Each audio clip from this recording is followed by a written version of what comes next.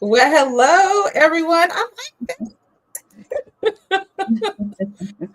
Hi. Hello, everyone. And welcome to this week's edition of Lighting the Torch.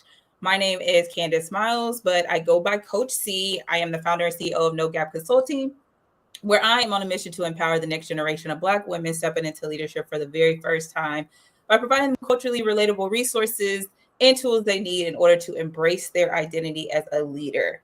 I am also too representing the Gen Z. I'm sorry, look at me.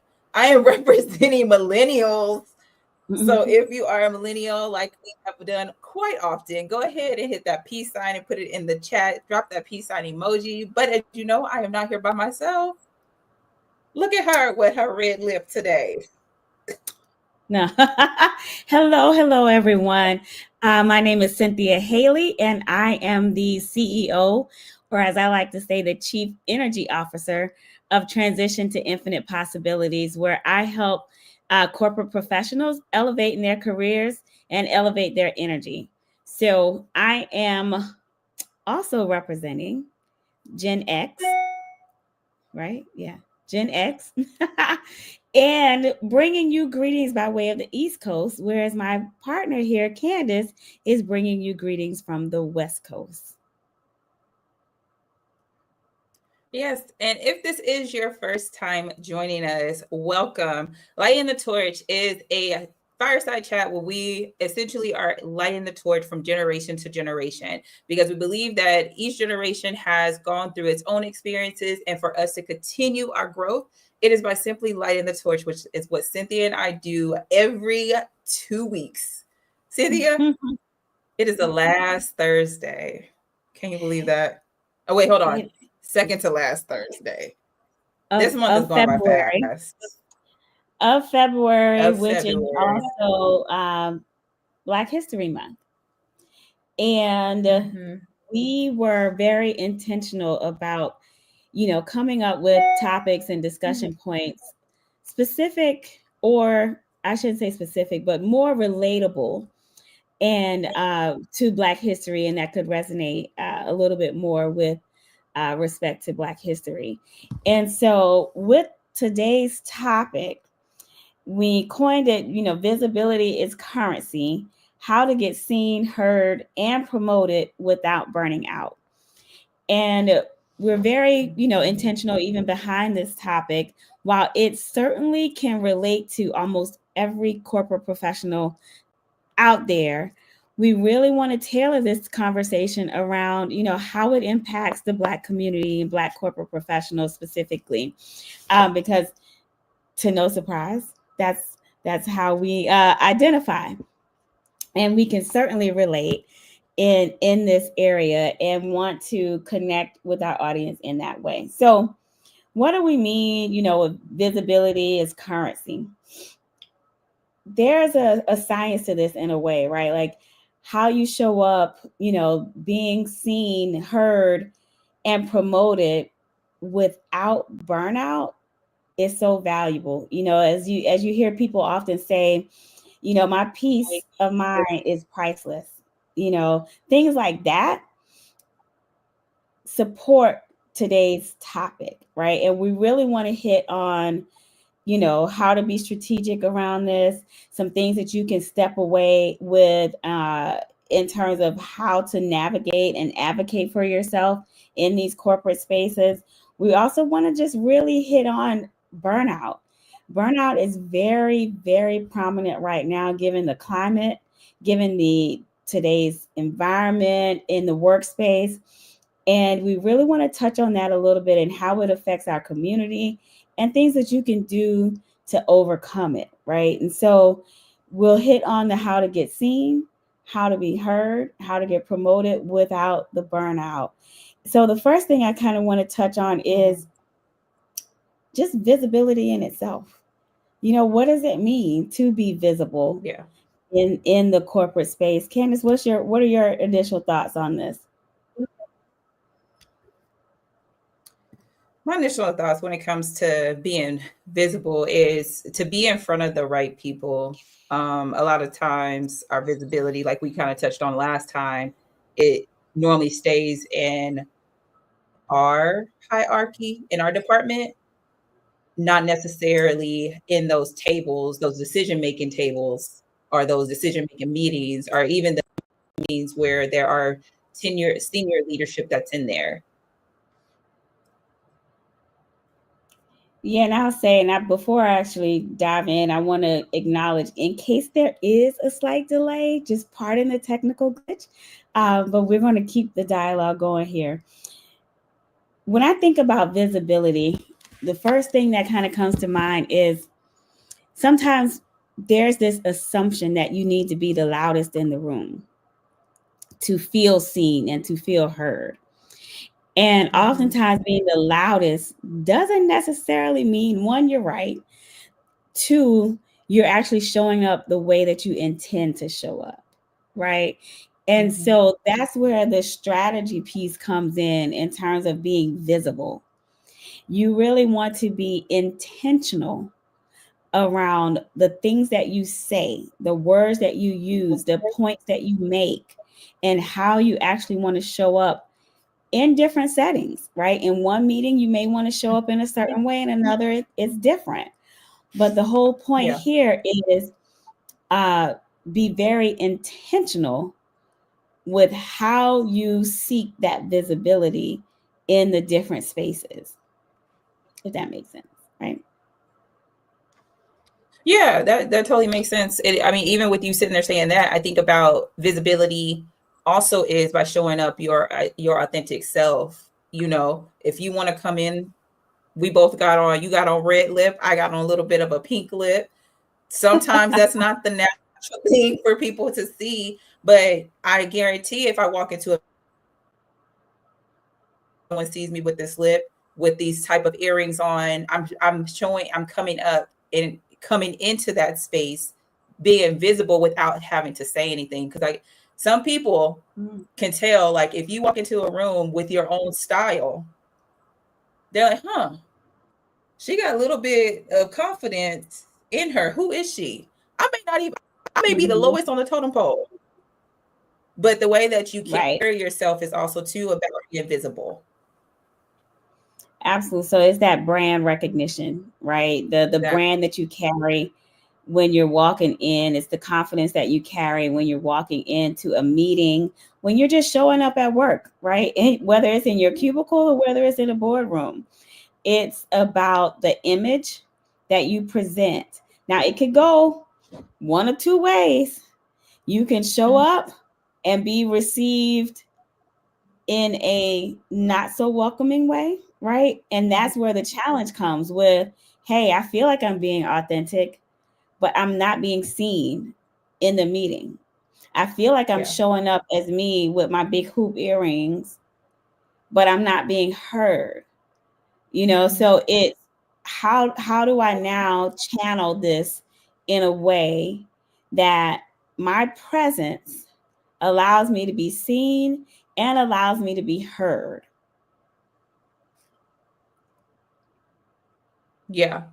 Yeah, 100%. Because sometimes those things that don't work, but that doesn't mean to me, that doesn't mean to dim down yourself. You just need to understand and learn the lingo.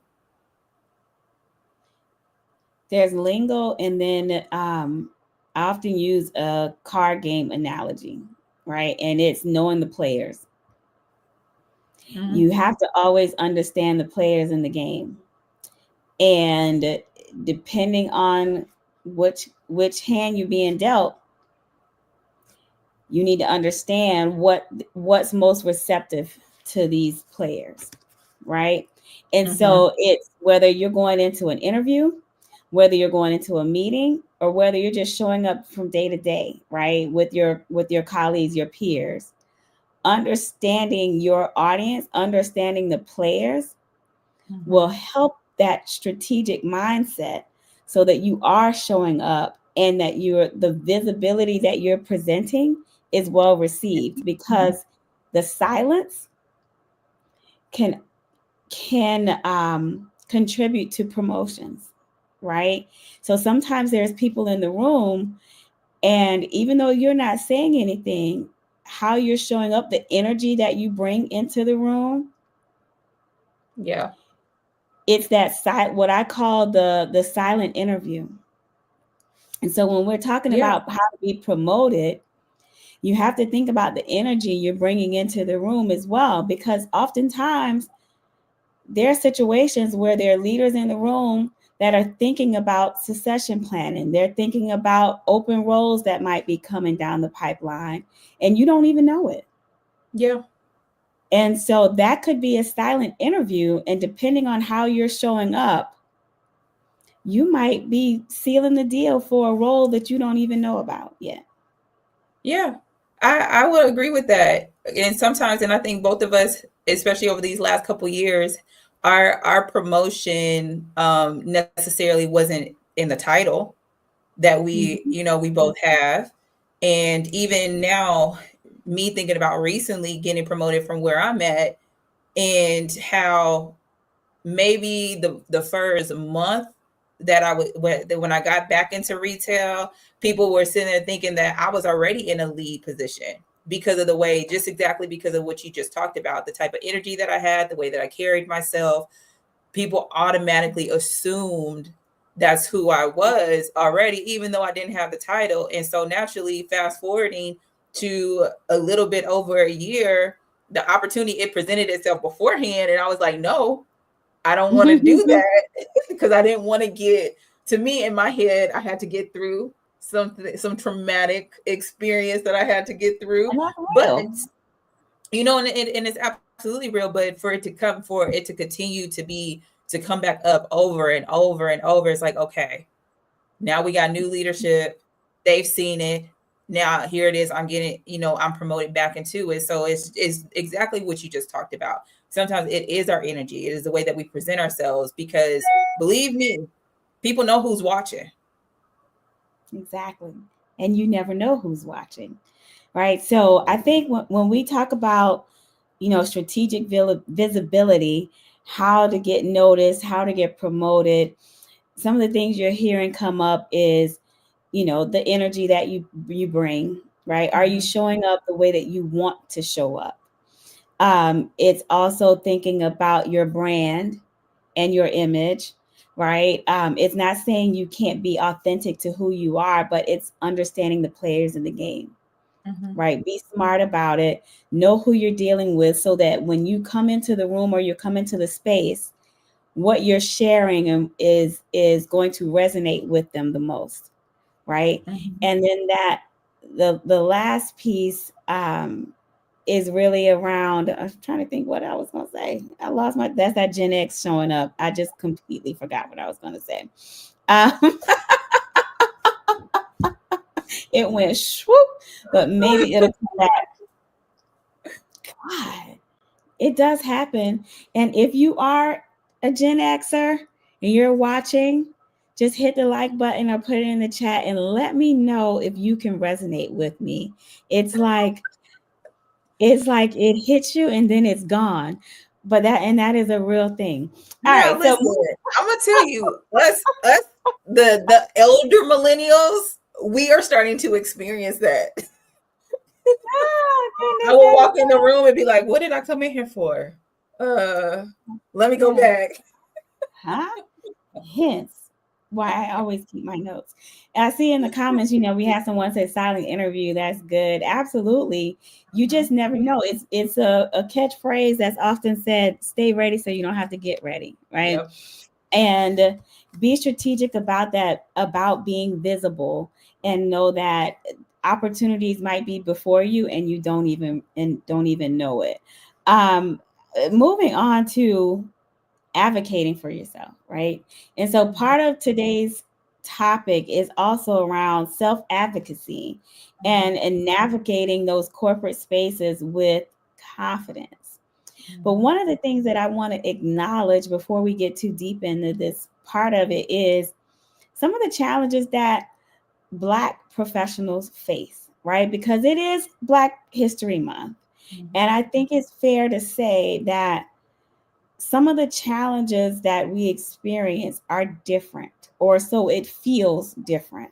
Yeah. When you're trying to advocate for yourself and trying to overcome some of the biases that show up in corporate America, right? Even though some may ignore these biases or may not be consciously aware of these biases, they do exist, right? Yeah. And it's a matter of, okay, I want to be visible, I want to be heard, I want to be seen, but I also need to advocate for myself. I need to go into this meeting, into this one-on-one with my boss and say, you know, these are the things that I want for myself without showing up aggressive, Passionate, angry, you know, all those buzzwords that tend to come up and that, you know, are personal, right? When they're being said by others, they don't realize the trauma and that's behind those words, right? And things that we've had to experience over time and try to overcome over time, right? No one wants to be referred to as the angry Black woman, but it's a stereotype that's out there. And it's a matter, okay, well, how do I position this statement to still advocate for myself, get my point across without being perceived negatively?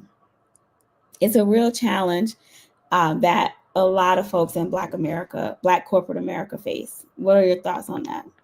Yeah, I agree with that. And I think that all goes back to one of the things that for me as I'm shifting gears when it comes to coaching is to focus on your identity.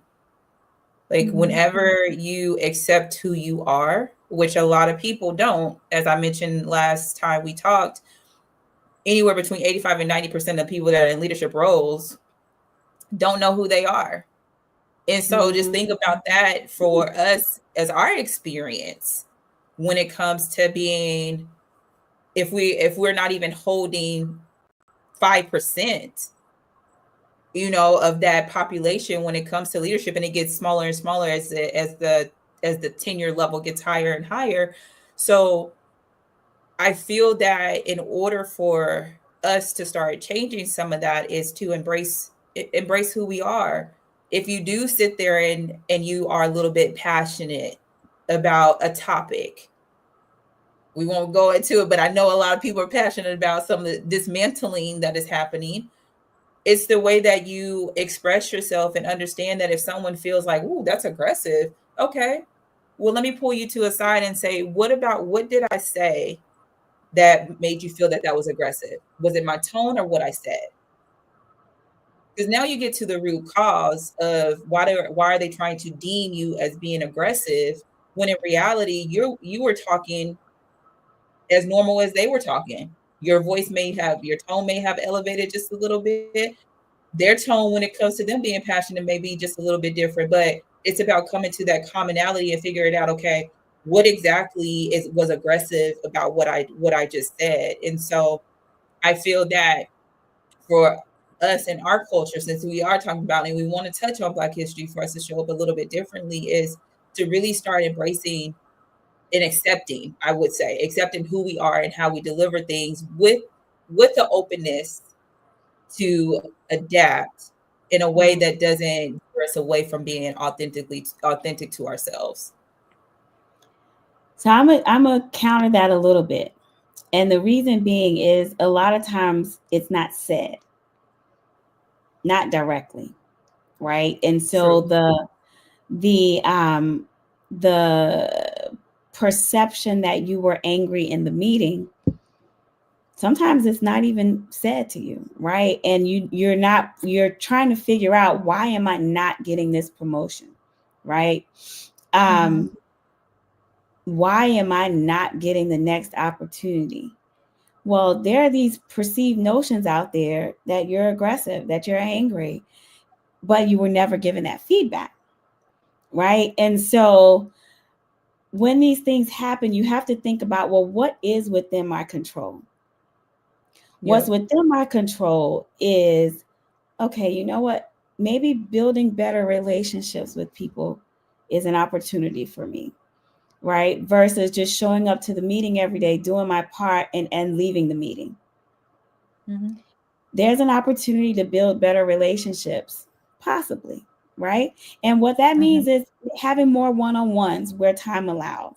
Maybe it's a 15-minute coffee chat, getting to know some of your key stakeholders and partners at work, right? Building stronger relationships can help with some of that. The more they get to know you on a personal level, Mm-hmm. some of those biases may go away, right? And then the other thing that comes to mind too is be ready to toot your own horn, right? What are your accomplishments?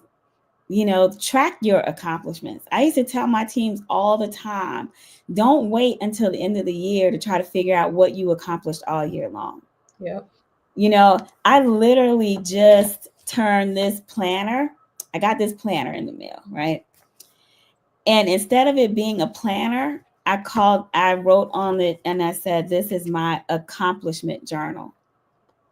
And so Mm-hmm. that my intent is each day or each week, I will write down something that I was able to accomplish, something measurable that I could Yeah. accomplish, right? So that you're not waiting. And what that does, it's a psychological thing to show you that you are making progress.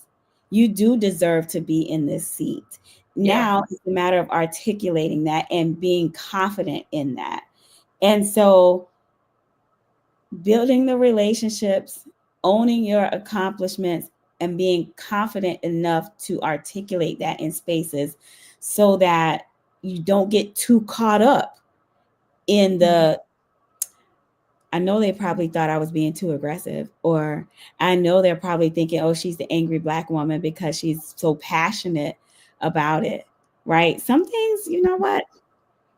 You can't control that piece of it, but what you Yeah. can control is owning your worth. You can control having better relationships. You can control learning how to articulate your wins in a way that will position you for that Yeah. next opportunity. That was passionate, Yep. wasn't I swear we be right here. I swear we be right here. We right here. Because that's literally what I put is like, but of course I'm sitting there thinking about running the receipts when it comes to your small wins. it? And Oh, then mm-hmm. Sorry. on top of that, I would also to include is that if you are in a meeting, if you are just in a conversation with someone or a working group that you're a part of, and someone says, you know what, that idea that you brought up was really good. We are right now streaming on a lot of platforms, but the main one that we go on is LinkedIn. So Mm. listen, before I get into this is your reminder to go update your LinkedIn. If you have Ah, not, update your visibility. LinkedIn, because what you can do is you can tell that person, send them a quick email and say, hey, thank you for that compliment. Do you mind actually writing me a recommendation on my LinkedIn? Recommendations is something that's not utilized as much.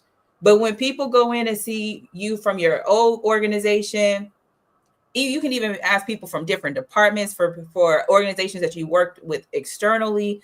Like adding those recommendations on your LinkedIn profile also will help you when it comes to promotions, because you don't know who is on there that's seeing it.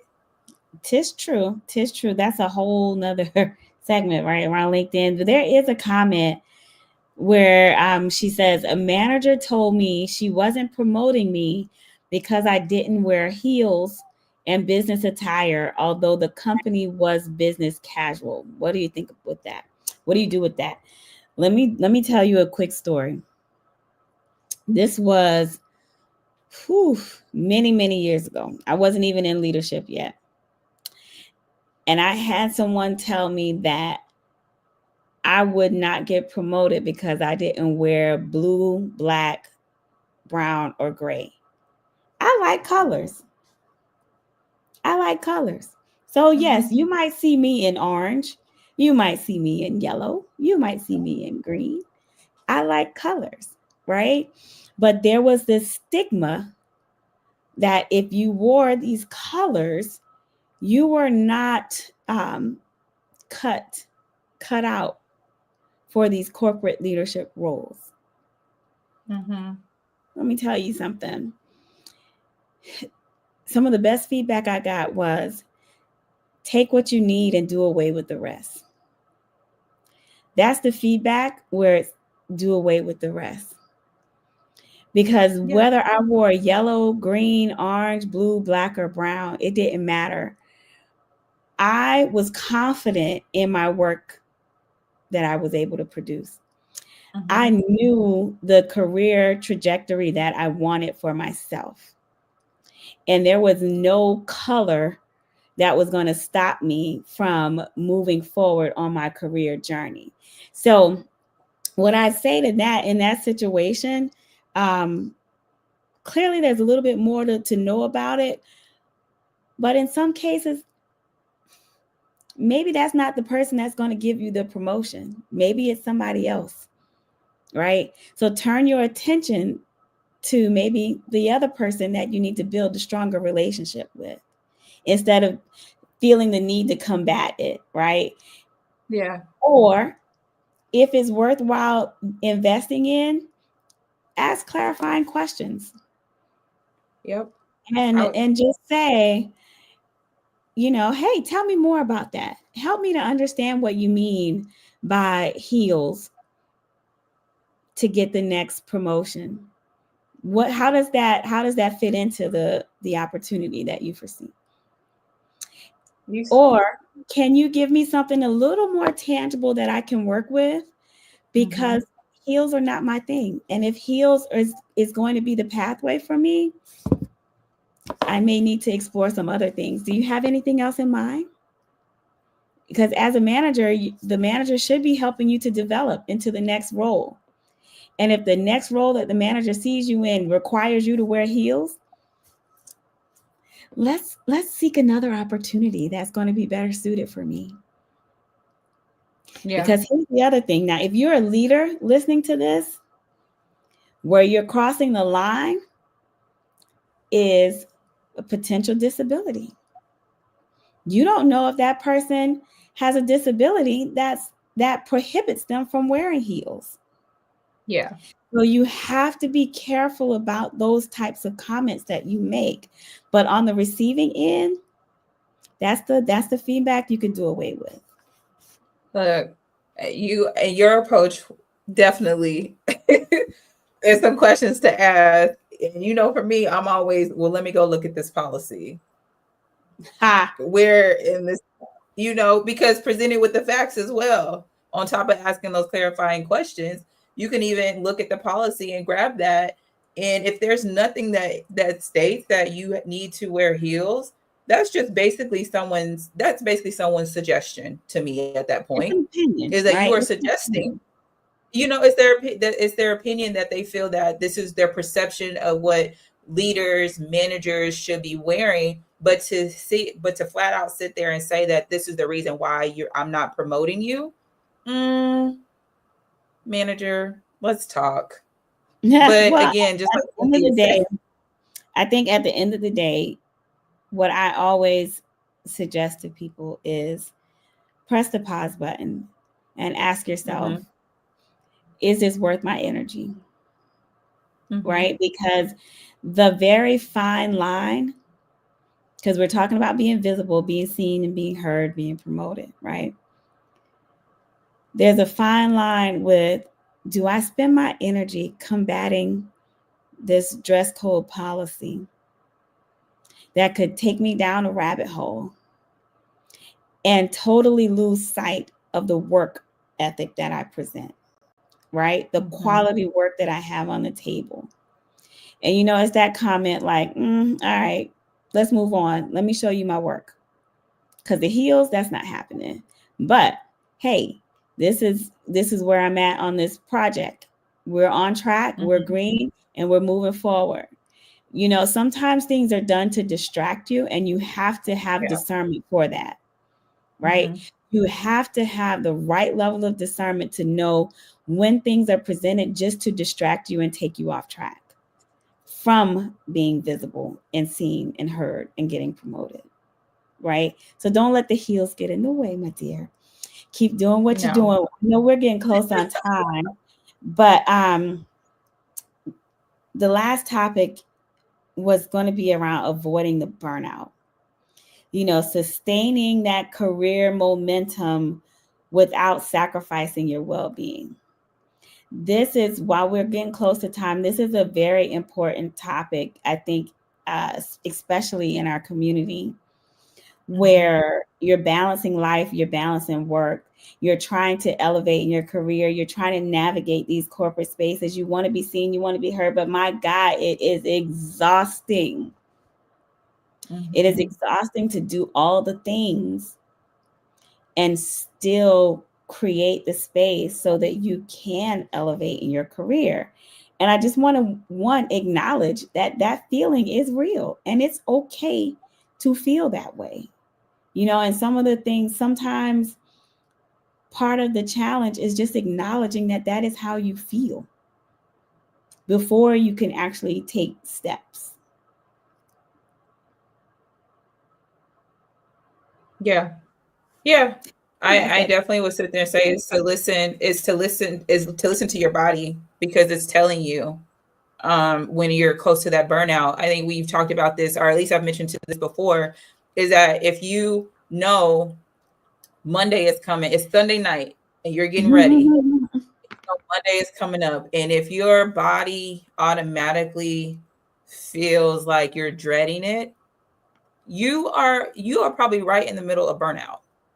And so to stop that, you have to kind of reverse engineer and figure out, okay, when did I feel that I was thriving the most, where it didn't feel like this was a chore? Maybe this isn't the right path for me to go if I'm already feeling burnout, or maybe I'm taking on too much, or I'm putting these unrealistic expectations on myself that's causing this burnout. Whatever the case, that's for you to decide. But if you are feeling like, okay, I'm dreading going to the next day because I've been trying to get this promotion, I've been trying to get seen, I've been trying to get heard, it's to go back to what Cynthia said earlier, is to pause. But then like I mentioned, what we mentioned before, when it comes to your receipts and your small wins, that's where this comes in. Because she's right, it psychologically lets you know that you're progressing, and go back and resonate to that and to lean in on that and to figure out, okay, if I want to get here by this date and time, how can I do that and still balance me living? Yeah. And I don't mean you living like partying. I mean you living, because we know chronic stress is real, especially in our culture. Absolutely. That's another That's conversation a too. whole Um, nother. but part of it is setting boundaries, right? Yes. And I know it's a trendy word, right? Everybody says set boundaries, set boundaries, but oftentimes we don't talk about what that means and how it can look for you. Setting boundaries could be being proactive and putting that mental health day on the calendar, right? I just did it for myself, right? Put the time on the calendar for you, whether it's a lunch break that you put on the calendar for the entire year, whether it's one day out of the month, you say, this is going to be my mental health day. Put it on the calendar and be intentional about the time that you reserve for yourself, that you reserve for your mind's sake, right? Just that mental break from everything, because trying to become visible in the corporate space should not feel exhausting, right? So what can you do? You can set the boundaries. And then the other piece is something that we often get caught up in is trying to be perfect, trying to do all things, right? I'm going to go back into the Black culture. There, historically, in the Black culture, it's carrying everything on the weight of our shoulders, right? You see the imagery with Africans or slaves or whomever, where they're carrying everything on their shoulders. And in today's world, oftentimes we carry the weight of the world on our shoulders and we're still trying to be perfect. And all of that Mhm. contributes to the sake of our well-being. So I want to ask you, what can you take off your shoulders? What can you possibly delegate? Or hey, you know what is not needed right now that can wait? What can you say no? Exactly. Say no. No is a complete sentence. Um, and the last point I'll make on this around something that's coming up quite often in today's society is this what I call unofficial DEI burden, right? DEI has become a plague, right? No one wants to talk about it. No one wants to use those 3 letters. No one wants to say diversity, equity, inclusion anymore. Companies are taking it out of everything, right? Because of societal norms that have been created. And for those that do believe in the work coming out of DEI, what's happening in the space is burdensome, right? And so that is a current challenge that is affecting one's well-being. Whether it's a Black person, whether it's an ally, whether it's a woman, whether it's someone with disabilities, knowing that there are these challenges that people don't want to discuss anymore, it can feel overwhelming. Yeah. And so what I'll just say to that is, again, only work within your control. There are some things that you're going to have to push to the side, and there are some things that you can own and take control of and respond to. But everything doesn't require a response.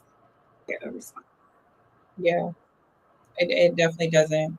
As long as in addition to what Cynthia said, like as long as you have a plan and a goal, you may not have all the steps to get there, but if you know this is what you want to do, that eases up some of that stress, that burden, that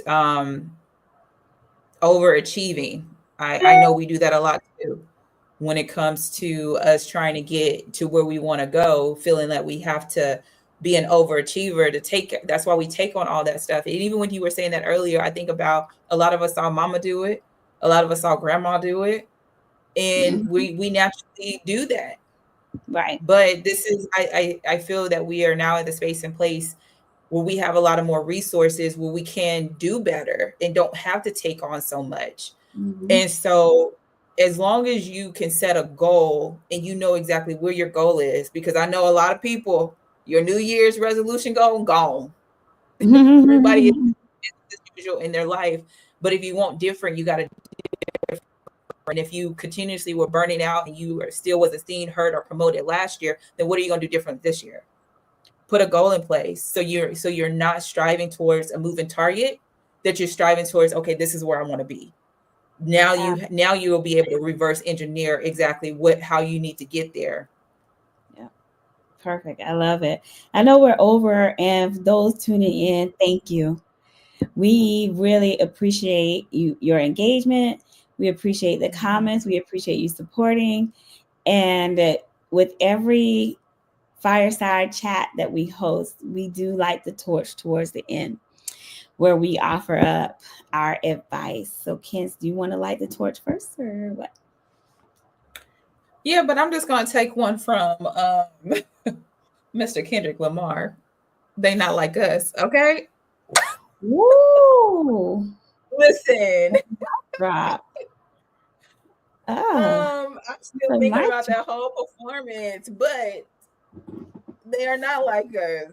Whoever they is, to whoever may be listening to this, and understand that to be seen, heard, and promoted, everyone isn't like you.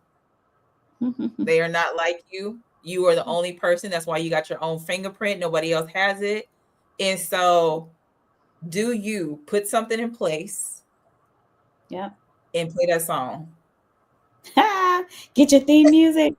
Get your music. Get your theme music. Okay. I'm going to say visibility has power, but your energy has more power. right? Be intentional about how you want to show up. Be very strategic in how you want to show up. Understand your energy, invest in your energy. And what I mean by that is just increasing your conscious awareness around the things that you do, the things that you say, and how you show up. And is it serving you? And then the other piece is ask yourself the question, is it worth my energy? How you answer that determines how you move and how you choose to navigate in these spaces. So step into this next phase of life, whether it's in leadership, whether it's in your role in corporate America, being confident and being consciously aware of your energy, and know that your next move is onward and upward. So thank you, everyone. Thank you. Until next time, we hope that you enjoyed it. Leave us a comment and tell us what you want more. We look forward to it. Have a great evening. Have a good one. Bye.